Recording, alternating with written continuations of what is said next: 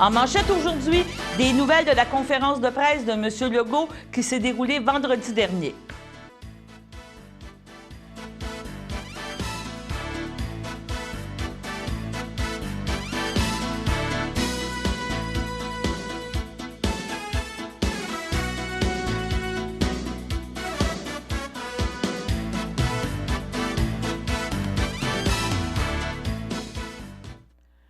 Bonjour, mesdames et messieurs, et bienvenue à votre bulletin de nouvelles du 1er juin 2020. Une journée un petit peu plus froide aujourd'hui. On a ressenti vraiment de la fraîcheur tout au long de la journée suite au beau week-end que nous avons eu avec de la belle température. Mais soyez rassurés, la température va redevenir un petit peu plus à la normale au cours des prochains jours. On vous a parlé vendredi dernier que j'ai eu, on pourrait dire, la chance d'assister à une conférence de presse dans le cadre de la pandémie avec M. François Legault, le premier ministre du Québec, et Mme Danielle Mécan. Ce point de presse, cette mêlée de presse avait lieu au CI3S de Lanaudière et c'était suite à une rencontre avec les dirigeants du CI3S de Lanaudière que M. Legault a tenu une mêlée de presse. Qu'est-ce qu'on a à retenir concernant Lanaudière? Premièrement, on parle des ententes que le premier ministre a confirmées concernant les vacances pour 2 des 3 syndicats de la région ici de Lanaudière. Écoutons ce qu'il y avait à dire concernant cette entente syndicale concernant les vacances. Peut-être un mot, j'ai eu une rencontre avec les représentants syndicaux juste avant ma rencontre. Vous dire, la direction du CIS a convenu d'une entente pour les vacances avec l'APTS et avec la CSN. Donc, comme Daniel le dit à plusieurs points de presse, tous les employés vont avoir 2 semaines de vacances continues d'ici la fin septembre. Bon, malheureusement, reste le problème du syndicat de la FIC. La FIC exige 3 semaines de vacances. La direction du CIS a proposé que si on offre le 3 semaines, puis là ça devient mathématique, ça nous amène au 13 octobre pour la période de vacances. Donc, malheureusement, le syndicat de la FIC exige et les 3 semaines et que ça se prenne d'ici la fin septembre. C'est mathématiquement impossible. Donc, les 2 offres sont toujours sur la table. Donc, de dire 2 semaines de vacances d'ici la fin septembre pour tout le monde ou 3 semaines de vacances pour tout le monde, mais d'ici le 13 octobre. C'est une question de continuité des services. La proposition des 2 semaines d'ici la fin septembre a été acceptée par la CSN et l'APTS. J'ai discuté à comprendre pourquoi on n'arrive pas à s'entendre avec la FIC. Une question de mon confrère, M. Guy Latour de l'ANOWeb. Vous savez, le premier ministre fait la promotion d'une formation pour les préposés aux bénéficiaires qui va débuter début juin et pour une diplomation en septembre. Et écoutons la question de M. Latour qui s'adresse vraiment à la région de Lanaudière. Monsieur Legault, Guy Latour, Lanaudière, Info Lanaudière. Monsieur Legault, vous avez parlé que dans l'ensemble du Québec, il manquait 10 000 employés avant la pandémie et que depuis la pandémie, il y a 9 700 autres personnes qui sont manquantes.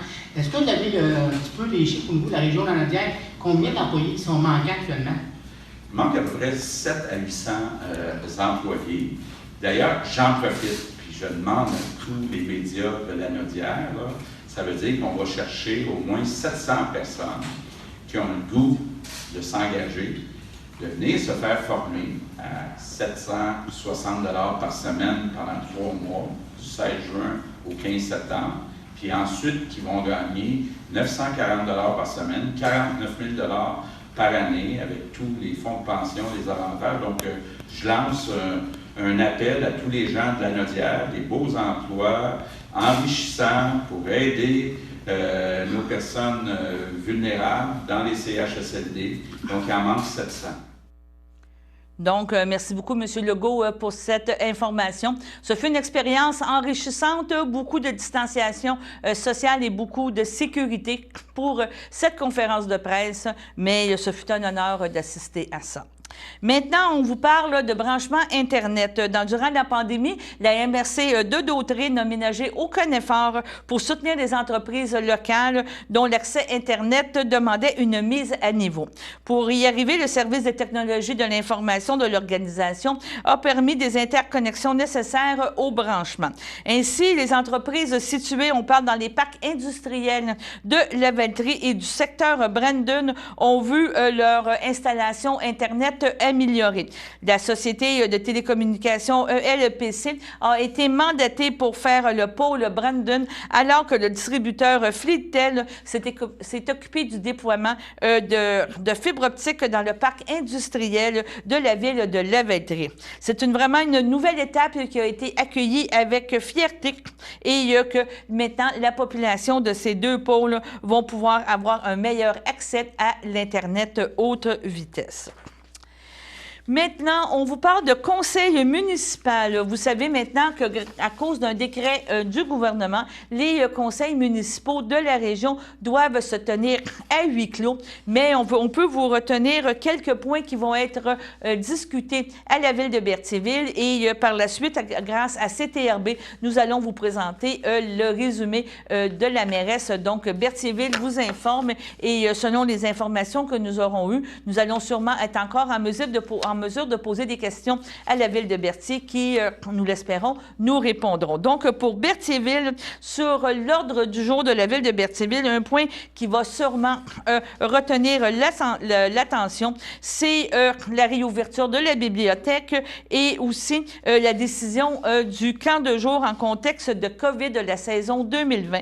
Donc, ce sera ce soir et possiblement, dans le fond, suite à une diffusion demain matin, que nous serons, si la ville de Berthier désire continuer avec le service de camp de jour et dans quelle, on pourrait dire, dans quelle proportion, quelles seront les mesures qui seront appliquées concernant le camp de jour.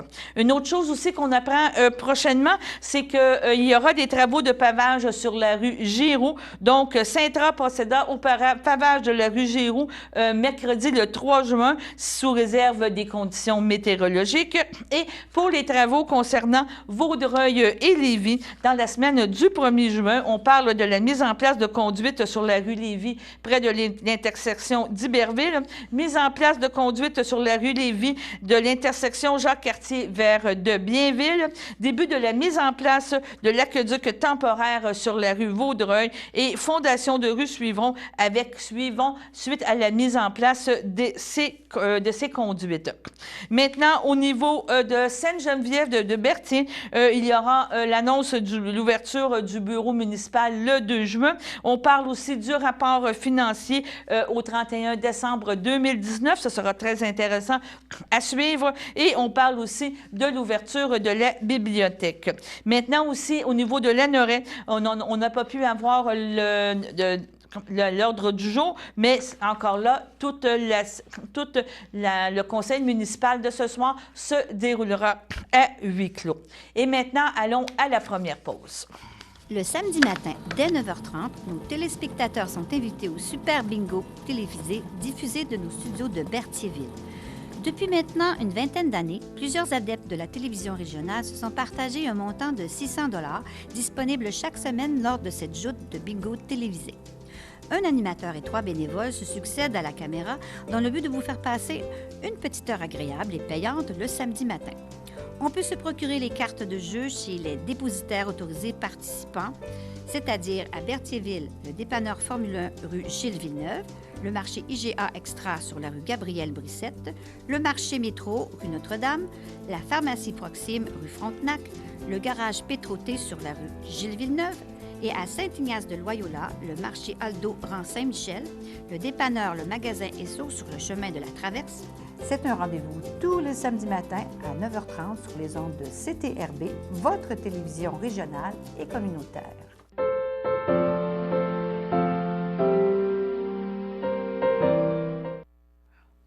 Pour aujourd'hui, le 1er juin, le CABA désire souhaiter bon anniversaire à Jacques Ricard, l'Association des personnes handicapées secteur Berthier à Pierre Roy et la FADOC de l'Île-du-Pan. Bon anniversaire à Gisèle Deschênes. Excusez-moi. Maintenant, on parle de Yves Perron et en cette journée mondiale du lait, le porte-parole en agriculture, M. Perron, tient d'abord à saluer tous les acteurs de l'industrie et remercie pour la grande qualité du produit qu'ils offrent à la population. La semaine dernière, 4 associations de transformateurs laitiers ont joint leur voix afin de demander au gouvernement l'indemnisation promise pour compenser les pertes engendrées par les différents accords de libre-échange, tant au niveau américain que européen. Le secteur a besoin de compensations promises et on doit donner des contingents d'importation aux transformateurs laitiers. Il serait aberrant que le gouvernement commette la même erreur pour le règlement de l'accord économique et commercial avec l'Europe, alors que les effets néfastes sur le secteur sont si évidents. Au terme de l'accord avec l'Europe, l'Europe fera en sorte que près de 17 700 tonnes de fromage européen seront mis sur les tablettes de nos épiceries. L'octroi aux distributeurs des contingents tarifaires dans le cadre de cet accord nuit directement à nos fromagers québécois et c'est maintenant question de survie pour notre industrie laitière. L'inquiétude aussi sur l'avenir économique de ce secteur est bien réelle. C'est bientôt 18 % du marché laitier qui sera occupé par des pays étrangers. Donc, c'est vraiment une journée, oui, pour rendre hommage aux producteurs laitiers, mais ça nous a permis aussi de se poser quelques questions concernant l'avenir des producteurs laitiers. La semaine dernière, on vous a parlé, sûrement François, vous a parlé des ateliers virtuels offerts par le CABA. Dès cette semaine, nous allons commencer à faire la diffusion de ces ateliers virtuels si vous n'avez pas eu la chance d'utiliser on pourrait dire le logiciel, l'application Zoom. Dès demain, il y aura encore d'autres ateliers virtuels qui vont être présentés. Le premier, on parle du 2 juin à compter de 10 heures, le potager en permaculture, un geste politique dans la simplicité et le plaisir. Et ce sera présenté par notre experte en potager en permaculture et tout ce qui est rapport en environnement. On parle ici d'Amélie Drainville, détentrice du titre de porteur d'espoir pour l'organisme Jour de la Terre et une résidente de l'Île-du-Pan. Nous avons à l'occasion rencontré Amélie qui nous a parlé justement de sa forêt nourricière qu'il y aura à l'Île-du-Pan. Le 3 juin, maintenant, Christian Paquin-Coutu vous fera un atelier de cuisine avec burger au porc effiloché. Et on retourne maintenant à des anciennes amours, on pourrait dire, avec M. Paul Boudreau, qui est bénévole au Québec. Et vendredi, le 5 juin, à 10h30, ce sera les présentations des conférences de M. Boudreau. La première est la découverte de New York, à la découverte de New York, la première partie. La deuxième partie sera présentée le vendredi 12 juin. On se rappelle que c'était des conférences très animées, très courues et que M. Boudreau nous fait découvrir vraiment des très beaux coins tout à travers le monde. Maintenant, une autre nouvelle, nous avons su que le porte-parole cette année pour la fête nationale sera Didier Lucien.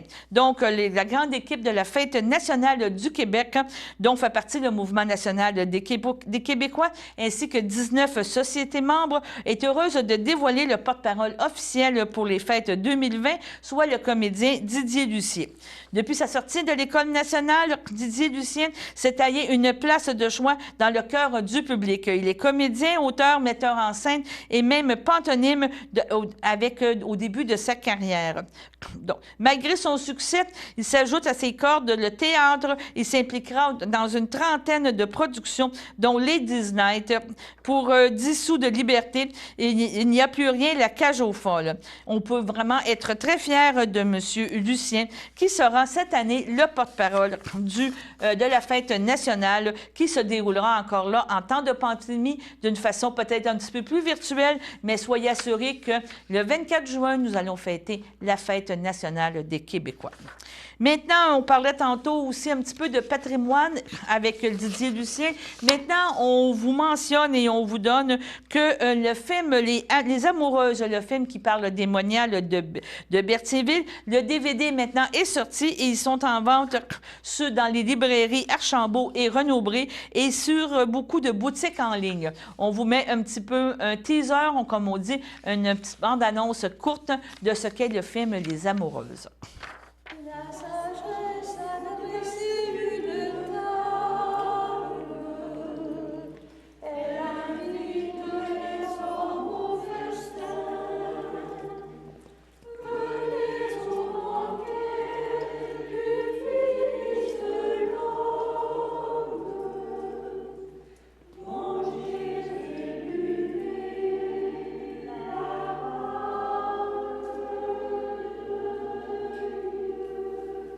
Entrer ici, pourquoi? Juste pour moi, Dieu et moi et Dieu et tout? Non, je ne serais pas entrée. Mais j'étais certaine dans la foi que ça rejoignait le monde.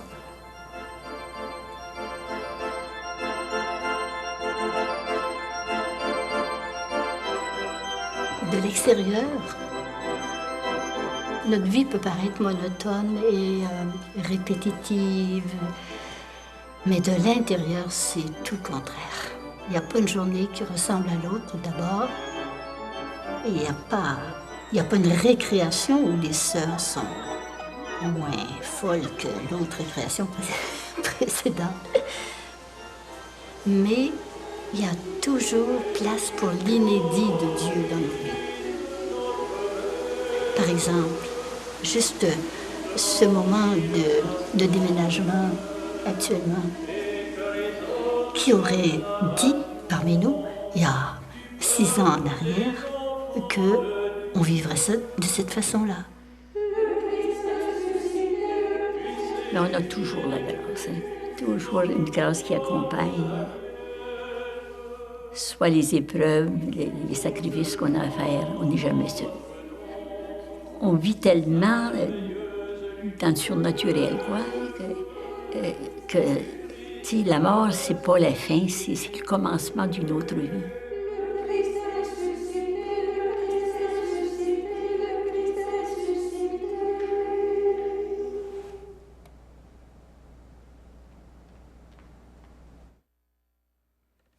Donc, on vous rappelle que vous pouvez retrouver ce DVD maintenant en vente dans les boutiques en ligne. On parle de Archambault et de Renaud-Bré. Avant de passer à la deuxième pause, on vous rappelle aussi que l'encart de la MRC, vous avez jusqu'au 12 juin pour acheminer les informations que vous voulez qui soient insérées dans la prochaine édition qui apparaîtra le vendredi 19 juin. L'encart, qu'est-ce que c'est? C'est vraiment une publication produite par la MRC et qui informe les gens, la population, pour toutes les activités et événements culturels qui se tiendra dans la région et surtout pour la saison estivale. Donc, faites promotion de vos événements et vous pouvez toujours faire appel, envoyer vos choses par document PDF et photo à sprou@mrcautrey.qc.ca. Et maintenant, allons à la deuxième pause.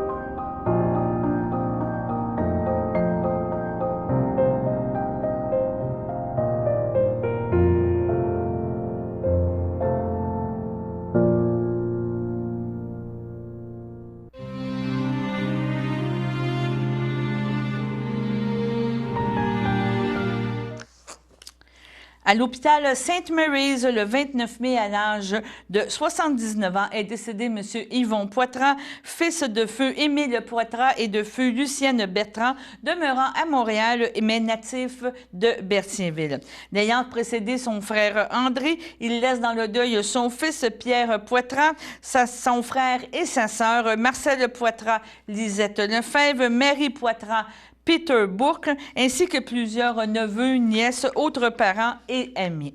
Une cérémonie aura lieu en privé à une date ultérieure.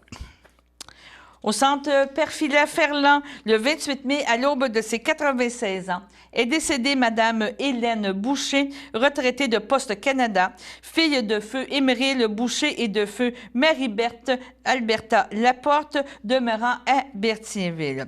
Elle est allée rejoindre sa famille, Jean-Paul Léo, Féliciane et Madeleine Boucher. Elle laisse dans le deuil ses amis Jeanne-Mance Paris et Achille Lambert, ses cousines Nicole, Lucie et Marielle Pagé, Lynne Niquette, ainsi que plusieurs autres cousins, cousines et parents et amis. Il y aura un accueil à l'église de Sainte-Geneviève de Berthier à une date ultérieure. Et au centre hospitalier, Pierre Le Gardeur, le 25 mai, à l'âge de 57 ans et 10 mois, est décédé M. Pierre Arnois, fils de Georgette Moreau et de feu William Arnois, demeurant à Sainte-Julienne et natif de Berthierville.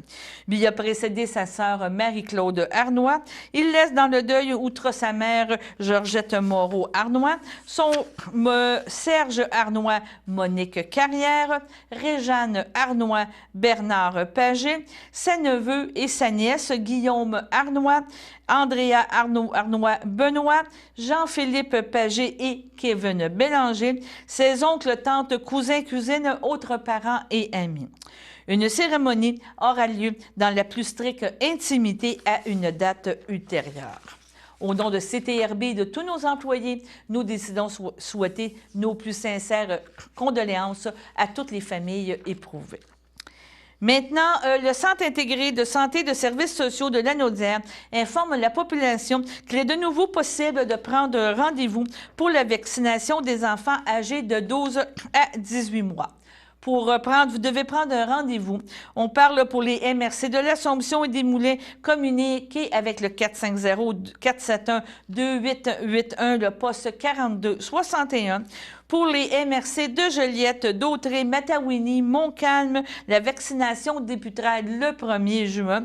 Pour prendre rendez-vous, vous devez communiquer avec le 450-875-1921. Il est demandé de laisser un message ainsi que vos coordonnées sur une boîte vocale afin qu'un membre de notre équipe puisse vous rejoindre. À noter que nos équipes communiquent actuellement avec les parents dont le rendez-vous avait dû être annulé afin de convenir avec une nouvelle plage horaire. Le vaccin s'inscrit au programme québécois d'immunisation qui sont offerts gratuitement de la petite enfance jusqu'aux personnes âgées de 60 ans et plus. Le calendrier vaccinal peut être consulté sur le site gouvernemental, donc www.quebec.ca/vaccination. Ce site offre également des réponses aux questions fréquentes des parents. Vous pouvez aussi communiquer avec l'infirmière de InfoSanté au 811. N'hésitez pas à venir aller voir le site du CI3S de Lanaudière et de suivre la page Facebook pour de l'information au quotidien. Donc, on vous rappelle, les activités de vaccination ont repris dans Lanaudière. On vous en a parlé un petit peu vendredi dernier. Eh bien, on continue. Vous n'oubliez pas, ce soir, vous avez jusqu'au 1er juin, 23h59, pour remplir et transmettre par voie électronique ou par la poste votre rapport d'impôt de Revenu Québec et aussi celui de Revenu Canada. Jusqu'ici, Revenu Québec a reçu près de 5 308 000 déclarations de revenus, mais ça représente seulement 64 % des citoyens qui ont présenté leur déclaration de revenus. Donc, n'hésitez pas à continuer encore à envoyer. Vous pouvez le faire ce soir jusqu'à 23h59. On vous donne aussi qu'il y a une souplesse administrative. Il n'y aura aucun frais qui va être chargé, aucune pénalité. Vous produisez votre rapport d'impôt aujourd'hui jusqu'à 23h59, mais vous allez avoir jusqu'au 1er septembre 2020 pour payer si vous avez vous avez des paiements à faire, des soldes à payer au niveau de l'impôt du Québec. Maintenant aussi, on vous rappelle que vous pouvez utiliser la PIRT. Donc, c'est quoi? Le PIRT, c'est le programme incitatif pour la retention des travailleurs essentiels. C'est un programme commis sur pied Revenu Québec et elle vous donne une aide financière pouvant atteindre jusqu'à 1600 $, donc 100 $ par semaine pour les secteurs désignés essentiels qui gagnent entre 5 000 $ et 28 600 $ par année. Les travailleurs admissibles recevront un versement de 100 $ par semaine, donc pour un maximum de 16 semaines. C'est pour ça qu'on parlait de 1600 $ au total, et ça rétroactivement jusqu'au 15 mars, à partir du 15 mars 2020. Maintenant, Revenu Québec acceptera les demandes reliées au PIRT jusqu'au 15 novembre 2020. Pour avoir plus d'informations, vous pouvez aller directement sur le site de Revenu Québec et vous pouvez vous inscrire grâce à mon dossier personnel au niveau de Revenu Québec. Maintenant, comme commencé la semaine dernière, débuté, ce sera Célina qui va vous faire la météo et écoutons ce qu'elle avait à nous dire aujourd'hui au niveau de la météo.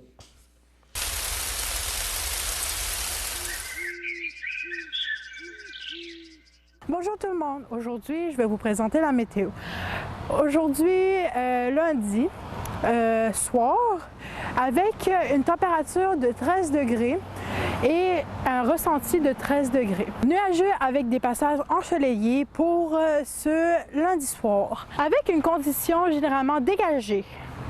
Il fera en moyenne 6 degrés avec une température ressentie de 4 degrés. Mardi, généralement ensoleillé, agréable comme journée, il fera en matin 10 degrés avec un temps ressenti de 9. Lundi et mardi, il y aura des moustiques fortement modérés.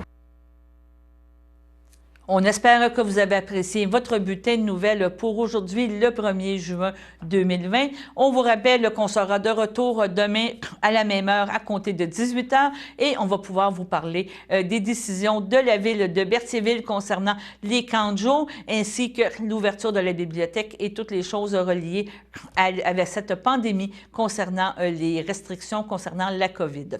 Ce fut votre bulletin de nouvelles pour aujourd'hui, le 1er juin. On espère que vous serez de retour dès demain. D'ici là, portez-vous bien.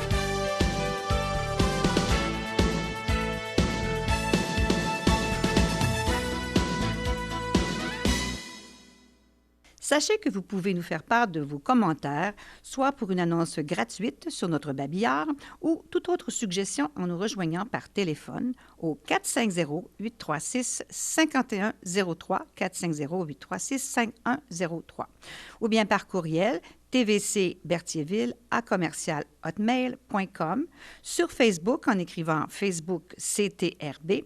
Et surtout, n'hésitez pas à visiter notre chaîne YouTube afin d'y retrouver une grande partie de notre programmation sur YouTube CTRB. Les émissions sont classées par catégorie, vous permettant de chercher moins longtemps. Vous pouvez aussi cliquer sur le rectangle rouge « S'abonner » pour être à l'affût des dernières émissions enregistrées. Valérie, c'est une petite fille enjouée qui aime être avec les autres, chaleureuse. Elle aime beaucoup apprendre. Une vache, c'est quoi en anglais? Cow. Puis en espagnol? Vaca. Oui. C'était une surprise pour nous à la naissance. J'ai eu une césarienne, donc quand je suis arrivée dans ma chambre, mon conjoint m'a dit il y a une petite chose qui est arrivée avec le bébé. Ben, premièrement, c'était tout de suite après l'accouchement. Je l'ai vu quand j'ai coupé le cordon ombilical. J'ai regardé le médecin et j'ai dit, est-ce que c'est normal? Et avec les émotions, ça, j'avais pas réalisé vraiment tout de suite. Puis là, au fur et à mesure que j'en prenais mes esprits, mais je réalisais que Mallory était amputée au niveau du milieu du bras. Puis ce qui a été vraiment le plus difficile, c'est qu'Annie ne le savait pas. Après du recul, je me suis dit, il faudrait regarder le bon côté des choses. Puis à ce moment-là, je me suis dit, elle va être capable de communiquer, de parler, de nous aimer, d'avoir des sentiments qu'on est capable de palper. C'est une amputation, oui, mais il y a plein d'autres côtés de sa personnalité qui nous montrent qu'il y a plein de belles choses. Donc, avant même que je sois sortie de l'hôpital, Mallory était déjà inscrite au programme des vainqueurs. J'ai dessiné un papillon, 7 belles fleurs. Pourquoi t'as un bras cassé? Je suis née comme ça. À force de participer au séminaire des amputés de guerre, on se sentait de plus en plus à l'aise. Donc maintenant, elle acceptait plus son amputation. Elle voyait d'autres personnes, d'autres enfants comme elle. Elle disait « Ah, regarde maman, sa prothèse, si elle est belle. Regarde son vélo, il y a une emboîture comme la mienne. » Donc c'est comme encourageant pour elle de voir que d'autres enfants dans la même situation. Au séminaire, j'ai vu d'autres enfants qui avaient une prothèse pour jouer au hockey, une prothèse pour jouer au golf, une prothèse pour jouer au tennis. Bien, la prothèse de golf que Mallory a d'ailleurs été défrayée par l'Association des amputés de guerre. L'idée du golf vient aussi de Mallory parce que c'est elle qui m'a proposé qu'elle voulait jouer. Puis elle était tout le temps très, très enthousiaste d'aller jouer au mini-pot. Elle adorait ça. Tu vois ici, là, entre les deux bosses qu'il y a là, le trou est là, pas trop fort, OK? T'es capable. Bien, avec la nouvelle prothèse de golf à Mallory, c'est une activité supplémentaire qu'on peut faire. Ça, c'est vraiment grâce aux amputés de guerre. Oui!